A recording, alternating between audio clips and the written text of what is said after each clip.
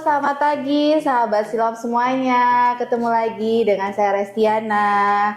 Selamat datang di podcast Siloam Hospital Lipo Cikarang. Apa kabarnya sahabat Siloam semua? Semoga baik-baik saja ya, sehat selalu. Hari ini senang sekali kita akan sharing lagi nih sahabat Siloam. Hari ini kita akan membahas tema yang cukup menarik, cukup unik untuk kita bisa kasih informasinya, yaitu tentang batu ginjal pada anak. Jadi hari ini mungkin seperti yang sahabat Siloam, nanti akan ada salah satu dokter juga, dokter eksklusif kami yang berpraktek di Siloam Hospital Lipo Cikarang yang akan sharing mengenai kenapa sih kok bisa ya ada batu ginjal pada anak. Mungkin sahabat Siloam semuanya taunya batu ginjal itu kan pada orang dewasa. Nah, pada hari ini nanti dengan salah satu dokter kami yang akan membahas hal itu. Jadi dokternya siapa? Nah, di sebelah kanan saya ini ada Dr. Daniel Simanjuntak. Beliau adalah dokter spesialis urologi yang berpraktek di Siloam Hospital Lipo Cikarang. Dr. Daniel, apa kabar dokter? Baik Resti. Luar biasa ya dok, hari ini udah kece banget nih. Thank you loh. Iya, terima kasih. Dan juga karena hari ini temanya tentang batu ginjal pada anak, hari ini juga kita akan sharing bersama salah satu pasien dari Dr. Daniel yang akan memberikan pengalamannya nih. Kenapa sih bisa ada batu ginjal pada pasien tersebut dan yang lainnya. Jadi nanti kita akan sharing juga. Halo Ibu, halo Ade, apa kabar? Alhamdulillah. Ibu, dengan Ibu siapa? Kita kenalan dulu ya. Dengan Ibu siapa? Ibu Indarsi. Nah, ini dengan adik siapa sayang namanya? Dengan Tegar ya, dengan Tegar. Oke, nanti kita juga akan tanya-tanya nih, kita juga akan ngobrol-ngobrol dengan Tegar dan Ibu Indarsi terkait dengan batu ginjal pada anak. Jadi hari ini mungkin podcast hari ini akan lebih banyak ngobrol aja sih ya dok ya. Mungkin dokter juga akan sharing mengenai selama perawatan ya dengan Tegar seperti apa, mungkin dokter dan juga ibu bisa sharing juga ya. Oke, sahabat Siloam, nanti kalau memang misalnya sahabat Siloam mau ada yang bertanya, nanti bisa post juga di komen di reelsnya Siloam Hospital Lipo Cikarang ya. Jadi di situ bisa tanya, nanti akan dibantu untuk menjawab pertanyaan dari admin dan juga nanti kita akan konsultasikan dengan Dr. Daniel tentunya. Jadi Dr. Daniel ini berpraktek di Siloam Hospital Lipo Cikarang itu dari Senin sampai Sabtu dari jam 8 sampai jam 8 malam. Tapi untuk jadwal lengkapnya bisa lihat di IG-nya Siloam Hospital Lipo Cikarang. Oke, baik dokter. Jadi kan tadi aku udah sempat bilang nih ya, untuk podcast kali ini kan temanya tentang batu ginjal pada anak gitu. Mungkin aku mau tanya dulu sebelum ke dokter ya, ke ibu nih sama Tegar. Sebenarnya ya Bu, awalnya itu ibu tahu bahwa Tegar ini sakit atau merasakan kurang nyaman ya di area tertentu atau di bagian apa tuh, awalnya seperti apa sih Bu waktu itu Bu? Anaknya sih nggak pernah ngerasain apa-apa ya. Pertama kali sakit itu waktu kelas 2 itu bulan Maret, sebelum pandemi dah itu. Muntah dia muntah. Pikir ya muntah biasa lah, yang makannya susah ya. Makannya susah, saya pikir ya biasa aja gitu. Dan itu ya udah nggak apa-apa. Tapi sempat dibawa ke rumah sakit? Iya, sempat dirawat. Iya. Nggak apa-apa lagi ya, biasa aja ya. Ya mungkin satu tambahan ya Resti, gejala batu saluran kemih itu sering menyerupai penyakit asam lambung atau GERD. GERD ya dok. Jadi ada pria atau wanita atau bahkan nih baru juga anak-anak keluhan mual muntah, ternyata ketika dilakukan di USG ya pasti ya waktu itu ya, ternyata ketemu ada batu di ginjal. Gitu. Terutama batu yang di saluran atas itu yang menyebabkan gejalanya menyerupai orang sakit lambung, ya. Mual muntah sampai nyeri perut. Oke. Itu sih nggak diperiksa ke arah situ, cuma dirawat doang, nggak sembuh udah. Sampai kan pandemi udah nggak masalah, kurang berat juga anaknya, makan susah. Minumnya begitu, teh kemasan.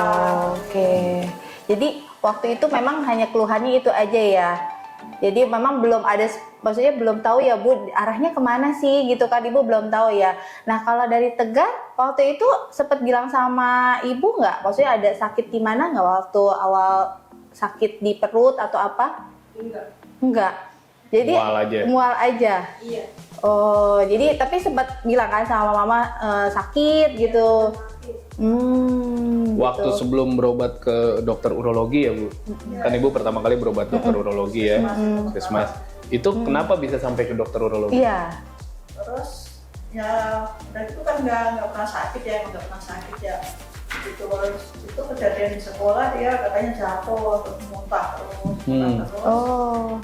di itunya itu apa ya dehidrasi lah gitu di itunya awalnya. Terus di situ kan langsung semua USG Langsung diperiksa ya? itu semua jadinya Kelihatan.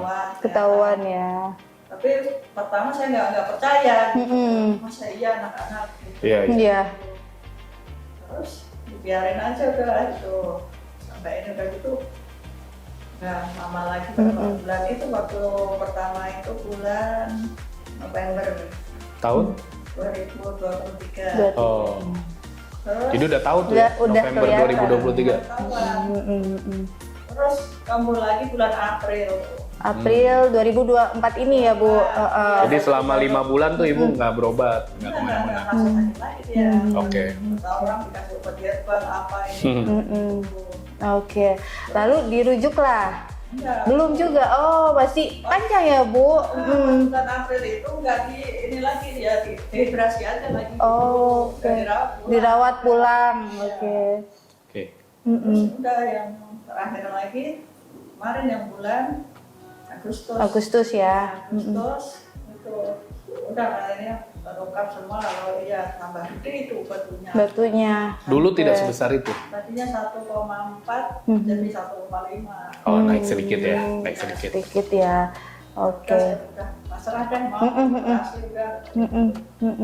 Ya. Orang katanya kata yang pernah gitu katanya nggak apa-apa, nggak sakit cuma sebentar prosesnya. Gitu. Dia ternyata Iya. sampai ke sini. Oke. Berarti waktu kesini barulah ketemu Dokter Daniel ya Bu ya di sini ya. Oke, waktu itu. Berarti bulan Agustus waktu ketemu pertama kali sama Dokter Daniel bulan apa Bu? Bulan September ya. Berarti itu ketemu sama Dokter Daniel, betul Dokter Daniel melakukan cek lagi ya Dok ya dari hasil USG yang lainnya yang Ibu mungkin sudah lakukan ya Kita Dok. konfirmasi lagi, karena ini kasusnya anak-anak kan, jadi kita harus akurat mungkin. Tapi dengan ada CT scan, ada ronsen, ada USG, jadi itu bisa ketahuan dengan jelas lah batu itu ada apa enggak. Oke. Oke. Tapi sebelum ke situ Dok, sebenarnya kalau pada anak ya seusia tegar itu memang maksudnya resikonya atau faktornya apa sih Dok kok bisa gitu Dok? Tegar sekarang umur berapa? 12. 12 tahun ya. Jadi kasus batu itu bisa pada semua umur. Ya. Oke. Pasien paling kecil yang saya tangani itu 5 tahun, perempuan. Ya. Kasihan lebih. Kalau Tegar kan udah 12 tahun, kita udah bisa ngobrol lebih enak. Kalau ini ya anaknya masih agak cengeng, tapi ya emang anaknya tabah waktu itu. Ya, jadi dia bisa diarahin dan di SWL juga anaknya ya. Jadi bisa semua umur, mau orang tua, anak kecil, orang dewasa. Jadi kalau ada keluhan harus langsung ketemu dokter urologi dan seperti Ibu bilang, semakin ditunda sebenarnya itu bisa tambah besar batunya. Jadi lebih cepat, lebih baik. Gitu. Oke, jadi penyebabnya apa nih Dok kalau pada anak-anak Dok? Ya, faktor penyebabnya pertama adalah batu terjadi karena pengendapan kristal di dalam urin. Pengendapan kristal itu bisa pada semua orang, ya. Terutama kita orang Indonesia, suku kita nih, itu negaranya Stone Belt. Jadi banyak orang Indonesia terkena penyakit batu. Bukan karena salah makan dulu, bukan karena jarang minum air putih. Itu baru faktor kedua. Contoh, ada orang jarang air putih, tapi makan juga sembarangan. Dia nggak ada batu. Ada orang rajin olahraga, teratur, atlet, ada batu. Jadi faktor utama adalah di ginjal orang tersebut atau di saluran kencingnya mudah terbentuk kristal atau pengendapan kristal. Baru dirangsang oleh faktor berikut, misalnya kalsiumnya terlalu tinggi, oksalatnya terlalu tinggi, protein-protein hewaninya berlebihan. Itu baru juga merangsang terjadinya batu ya. Jarang minum air putih ya. Tapi tentu pada anak seperti Tegar protein juga harus bagus Bu, karena lagi masa pertumbuhan. Ya, jadi semua itu harus dibikin pas supaya jangan sampai nggak masuk protein, jangan sampai nggak masuk sayuran hijau. Tapi dosisnya harus dibuat lebih pas dan sebenarnya solusi paling cepat memang minum air putih harus banyak. Itu sih, Gitu. tetap ya dok ya. Dan olahraga, karena dengan ya. banyak exercise tubuh kita tuh mobile sehingga kalau ada pasir dia nggak mengendap. Gitu. Oke, berarti sebenarnya yang tadi dokter sampaikan faktor utamanya ya memang kalau untuk pola hidup ya dok, memang itu menjadi faktor resikonya ya dok ya. Faktor resiko. Betul, tapi pada dasarnya rata-rata orang di Indonesia mungkin memang sudah ada, cuma tinggal pemicunya aja ya dok. Bisa ya. terbentuk batu anytime, bisa udah kayak ibu sekarang misalnya umur 50-60 baru ada batu. Atau kayak Tegar umur 12 tahun kok cepet sekali udah ada batu. Iya, Walaupun paling sering sih antara 20, 30, 40. Itu yang paling banyak ya dok Banyak, ya. ya. Paling banyak Usia ya. terbanyak umur segitu. Oke. Nah, waktu dokter pertama kali ketemu sama Tegar nih, sama ibu, mungkin sudah lihat hasil, mungkin ibu sudah bawa ya tadi kan karena sudah ada perjalanan pengobatannya juga ya Bu. Berarti dokter waktu itu langsung mengambil tindakan atau apa dulu Ya, dok? Pas jadi awal? Tegar itu dirujuk dari rumah sakit lain ya, dari Dokter Hani, kemudian dari rumah sakit Amanda ya Bu ya. Dan pada saat itu sudah dilakukan pemasangan alat namanya double G stent. Double G Ya, stent. di dalam ginjal karena batunya besar. Jadi kalau batu itu besar kan kita memecahkannya dengan teknik ISWL atau mengirim gelombang ke dalam ginjal. Batu itu pecah dan akan keluar lewat urin, tapi kita butuh stent supaya pada saat dia keluar tidak menyumbat. Karena kalau batunya menyumbat di saluran ureter, saluran yang sangat kecil diameternya, nanti Tegar malah akan mengalami infeksi, nyeri hebat, dan sepsis. Sepsis itu infeksi yang bisa menyebar ke otak, ke jantung ya, malah berbahaya. Jadi sudah dipasang alat namanya double G stent di rumah sakit tersebut, tapi dirujuk ke kita untuk melakukan ISWL. Dokter sorry, double G stent tuh apa tuh dok? Double G stent tuh selang panjangnya ya? kurang lebih 30 cm, itu ditanam di ureter, dan itu nanti buat melancarkan air urin turun dari ginjal, tapi juga nanti batu bisa keluar lewat sampingnya. Oh. Ya, jadi gimana batu keluar tapi tidak menyumbat. Oke, berarti waktu datang Tegar udah ada ya dok? Sudah terpasang double G stent dari itu rumah ya? sakit Amanda sebelumnya. Oke, Ya, nah. gitu. Oke. Lanjut terus dokter setelah melihat langsung dilakukan Saya jadwalkan SWL, dijadwalkan ya. dok. Oke. Cuman ya itu saya bilang tantangannya adalah ini anak kecil. Dia SWL kita kan saya usahakan lokal artinya tidak perlu dibius. Jadi saya bilang ya Tegar harus tahan sakit dan jangan gerak karena kalau banyak gerak nanti sinarnya akuratnya tidak bagus ke dalam. Dan Tegar orangnya kooperatif, ya lihat aja tenang kan anaknya kan. Jadi nggak ada masalah di situ dan kita juga pakai obat nyeri. Ya, jadi SWL kita tuh diinfus. Artinya obat-obat bisa ditambah ketika pasiennya merasakan nyeri. Ya, jadi nggak usah takut sebenarnya kalau orangnya mau tenang. SWL di kita tuh juga tidak nyeri karena kita memasang infus dan alatnya juga pukulannya itu ke pinggang kita nggak terlalu sakit. Gitu. Nah, dari tadi kan dokter bilang ESWL. Nah, ESWL itu yang dokter lakukan pada Tegar sebetulnya metode yang berarti paling advance lah ya untuk memecah batu ginjal untuk saat ini bisa dibilang gitu. Nah, itu sebenarnya bagaimana sih dok si ESWL itu dan kenapa dokter maksudnya memilih SWL itu? Atau memang ya udah memang untuk anak seusia Tegar untuk kondisi itu pilihan yang terbaik adalah melakukan SWL. Nah, SWL itu apa sebenarnya dok? Ya. Kita bicara opsi. Waktu itu untuk Tegar ada 3 pilihan. Pertama adalah operasi terbuka di belek zaman dulu ya, waktu alat-alat belum lengkap. Jadi di pinggang disayat kurang lebih 15 cm, keluarin ginjalnya lalu ambil batunya. Opsi kedua adalah di PCN atau dilubangin di pinggang kecil, pakai kamera lalu diambil batunya. Opsi ketiga adalah dengan ESWL. Ya. Jadi kalau melihat kenyamanan, ESWL inilah yang paling nyaman. Satu, pasien tidak perlu dirawat. Kedua, pasien bisa langsung pulang dan tidak ada membuat sayatan, tidak perlu dibius ya. Jadi dia tidak perlu dibius, tidak disayat di pinggang atau tidak perlu dirawat. Jadi saya pilih opsi itu. Walaupun batunya cukup besar 1,5 cm ya Bu ya, tapi kita coba asal anaknya bisa tenang, saya rasa itu pecah dan syukur sekali tembak batunya habis. Jadi ini case-nya menarik karena sekali ditembak dengan batu ukuran besar 1,5 cm, Tegar kontrol 3 minggu berikut itu itu batunya sudah banyak yang keluar ya Tegar ya? Iya. Ya, kamu pas kencing ngelihat batunya keluar. Bener sedikit. Kayak apa batunya?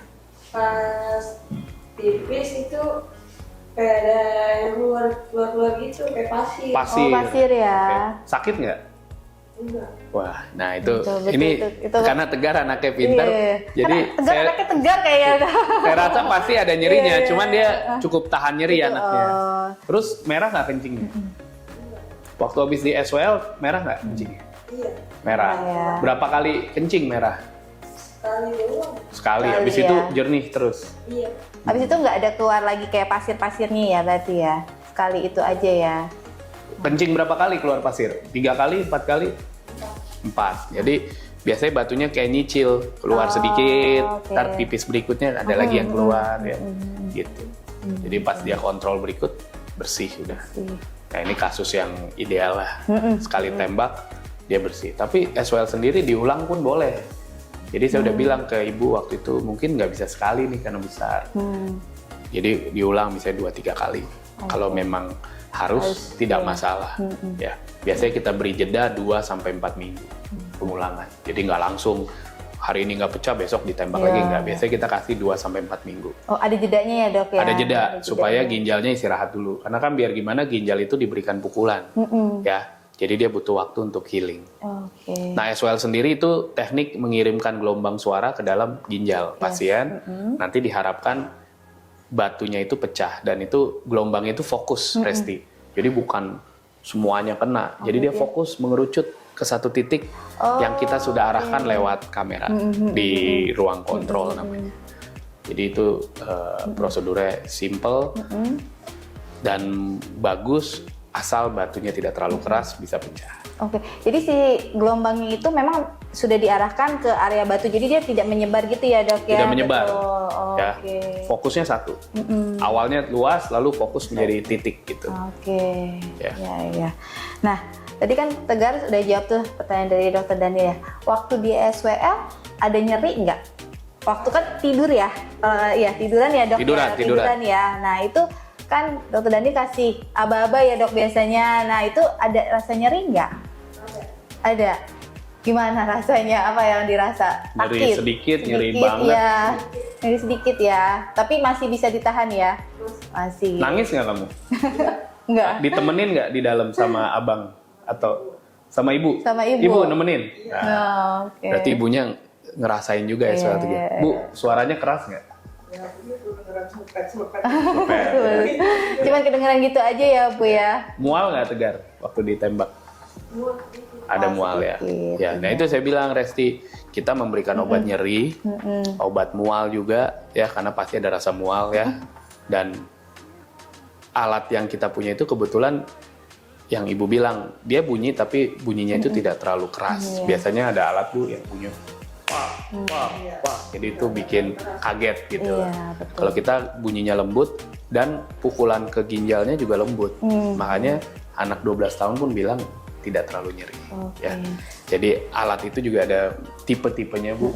Merek-mereknya yang kita punya kebetulan yang bagus, yang dari Jerman ya. Yang terbaru kalau nggak salah. Terbaru ya, dan Dok, ya. bagus.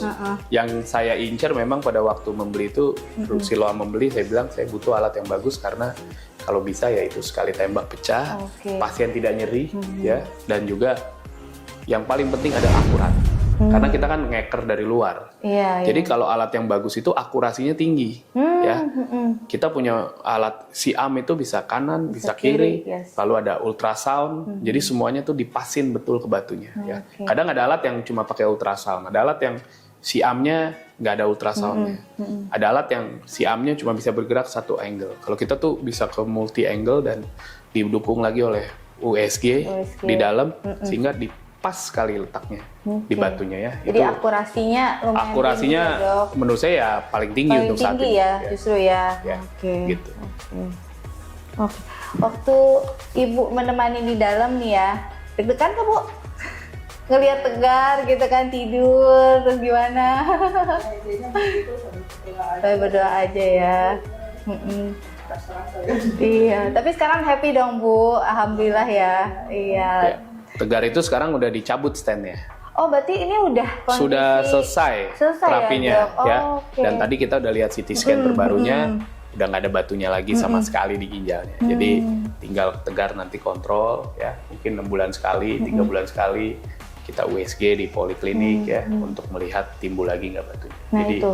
jangan tidak kontrol Bu, ya. Kontrolnya harus kesini lagi apa bagaimana? Kontrol ke urologi kalau bisa ke sini ya, karena itu kan filenya udah lengkap. Tapi prinsipnya adalah kontrol dan ke urologi supaya di USG Bu. Paling gampang di USG. Nanti kalau udah bagus sih bisa setahun sekali, bisa 2 tahun sekali ya.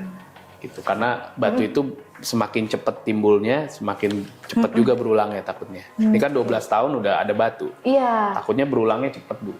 Nah, itu maksud aku, ini berarti ada faktor dia bisa ada lagi kan, Dok? Atau Bisa. Bisa ya, Dok? Bahkan di orang yang tua pun bisa timbul lagi. Kenapa? Logikanya ginjalnya kan masih sama. Iya. Ya kan? Kita nggak ganti kan ginjal. Ya. Jadi organnya masih sama, tendensiusnya masih sama. Iya. Ya. Jadi kita harus merawat saja itu. Iya. Namanya juga ini organ sudah dititipkan Tuhan ke kita ya kita rawat dengan Betul, baik. betul. Ya. Berarti mungkin tadi dari Dokter Daniel berarti saat ini kan kondisinya sudah baik ya, Dok ya, sudah cukup baik, cuman tinggal kontrol aja sama menjaga tadi ya, Dok, menjaga supaya tadi batu yang memang harusnya memang tidak perlu pada tempatnya ya, Dok ya, tidak muncul lagi ya, Dok ya. Ya, jadi untuk Tegar tipsnya adalah batu pada anak paling banyak batu kalsium Bu, batu oksalat dan fosfor. Apa tuh, Dok, bedanya, Dok? Ya, jadi kandungannya ini. Kandungannya ya, Dok. Kalsium itu seperti pada tulang Bu, tapi nggak mungkin anak pertumbuhan nggak dikasih kalsium. Ya, jadi susu diminum, minum aja. Kemudian kita bicara asam urat dan sebagainya itu bisa juga dari protein hewani. Contoh ayam, yang Ibu bilang tadi susu, telur, itu kan protein-protein hewani. Itu boleh diminum atau dikonsumsi tapi tidak usah terlalu banyak ya. Diganti kalau bisa dengan protein yang dari tumbuhan ya. Misalnya susu kedelai seperti itu ya. Cuman kalau susah kita kembali lagi simple aja Bu, makan ayam tetap. Cuma tidak usah berlebihan. Oke. Berlebihan tuh jangan makannya sehari 5 ayam, 6 ayam. Kecuali memang dia mau jadi atlet lain. Kalau kita bicara atlet, memang harus tinggi protein ya. Gitu. Dan ada jenis protein yang lebih bagus. Contoh ayam lebih bagus daripada daging. Ya. Ayam direbus lebih bagus daripada ayam digoreng. Jadi dan yang paling gampang dikerjakan sebenarnya banyak minum. Ya. Jadi kalau bisa Tegar minum air putih 1,5 liter ya. Beratnya berapa? Berat badannya berapa Tegar? Berat badan kamu berapa sekarang? 39. Itu kan bisa dibilang berat badan dewasa ya. Kalau udah 40 ke atas kita masukkan kategori orang dewasa. Jadi Tegar boleh minum 2 liter, 1,5 liter sehari air putih ya. Olahraga suka nggak? Main bola. Bola sering. Sering. Jadi semakin banyak gerak, olahraga, batu itu lebih susah terbentuk daripada orang yang banyak duduk. Misalnya orang kerja kantoran kayak Resti atau saya dokter banyak duduk nulis-nulis. Tapi kalau dia banyak gerak, olahraga lari atau sepak bola atau apapun itu, dia lebih sulit terbentuk. Justru mungkin kalau seusia Tegar harusnya memang banyak aktivitas di luar ya, Dok ya. Nggak juga sekarang dengan ada gadget anak betul. main handphone ya kan Tegar, Nah, main game online itu juga bisa bikin orang banyakan duduk daripada bergerak. Kalau zaman saya dulu kan mungkin kita mau main apa di rumah, PlayStation juga bosen. Akhirnya kita main bola lawan anak sebelah atau lari-lari. Kalau sekarang dengan begitu banyak kenyamanan, memang anak tuh banyak diam dan main gadget. Suka main handphone? Nah, kan jujur. Jadi dikurangin aja ya. Misalnya dibatasin weekend doang, hari Sabtu Minggu aja Bu, boleh ya. Hari lain Ibunya banyak. kenapa, Bu? Susah ya dibilangin. Langsung. Nah, gampang Bu disita handphonenya. Ya mungkin itu Bu, maksudnya mungkin porsinya aja sih Bu. Maksudnya karena kan kondisi Tegar mungkin dari teman-temannya kan Tegar sudah punya riwayat ya untuk kesehatannya. Jadi mungkin tadi Dokter Dani sampaikan aktivitas luarnya mungkin harus lebih banyak ketimbang yang tadi di dalam, karena ya itu semakin mungkin kan untuk riwayat ya dok ya, supaya si batunya itu ya nggak berulang lagi, karena sudah ada faktor resikonya Bu. Gitu. Apalagi kan seusia tegar tadi makannya harusnya nggak yang perlu dijaga ya, seharusnya ya Bu ya, dia makan sayur, makan tadi kalori, kalsium yang memang diperlukan untuk seusia tegar ya. Tapi karena sudah ada faktor risiko tadi, mungkin dibantu Bu aktivitas luarnya ya, jangan kebanyakan Diem. game. Karena mending ya pulang Mending. sekolah jam 2. Iya. Kadang-kadang kalau pulang seminggu 2 kali tuh main basket waktunya. Iya. Hari Sabtu Minggu udah mulai ke rumah main. Kalau dulu ayah saya antrin ke renang. Kita jadi dulu Oh, kecil iya. dimasukin ke klub renang Bu. Jadi pulang sekolah dibikin capek, klub renang tiap hari. Senin sampai Sabtu, apalagi kalau mau ada kejuaraan, pagi jam 4 pagi udah ke Senayan. Udah suruh ya dok. Ternyata tujuan ayah saya sama, supaya saya jangan banyak main PlayStation. Zaman dulu cuma ada PlayStation, PS. biar sibuk. Jadi kalau nyampe rumah udah ngantuk. Ya, Sebenarnya kalau hari Sabtu Minggu nggak sekolah ya, saya suruh lanjut itu latihan taekwondo, nggak mau sih ya. iya, ya dikasih les-les Dikasih lah, iya betul Bu. biar sibuk waktunya. Nah, ya, Nah, balik lagi ya dok ya, tadi kalau selama merawat Tegar nih Bu, dari terakhir ketemu dokter Daniel, berarti kan memang sudah banyak itu ya Bu, perubahannya ya.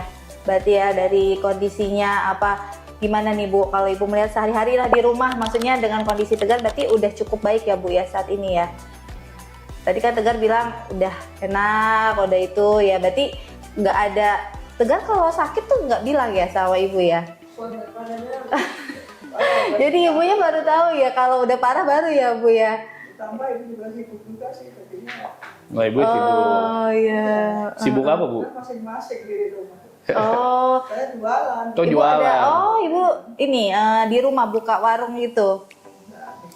Catering. Bikin catering. Oh, ada yang bawa. Ada yang bawa. Oke, oke. Oke, iya. Mungkin nanti kalau memang misalnya tadi kan dokter Dani bilang kontrol ya Bu ya. Jadi mungkin itu dilakukan aja Bu. Jadi supaya nanti karena kan Tegar kayak tipenya ya itu kalem apa, jadi kalau nggak ketahuan dia kayaknya nggak ngomong nih kan. Jadi mungkin harus bisa lebih jaga lagi tuh Bu, jadi kontrolnya. Jadi kalau Ibu berarti antisipasinya ada dari kontrol tadi yang dokter Daniel sampaikan mungkin ya Bu ya, gitu. Saya bilang sih ke pasien kalau nggak bisa kontrol minggu ini, minggu depan. Iya. Jangan nggak kontrol minggu Sama ini, sekali ya dok. 6 bulan lagi baru Iya. kontrol, itu udah terlalu lama. Saya Iya, suka agak betul. marah kadang ke pasien, loh kan saya suruh kontrol misalnya bulan Maret, kok ini udah bulan Desember baru? Iya dok, Iya. saya sibuk. Ya kalau bisa Maret kan bisa April. Iya.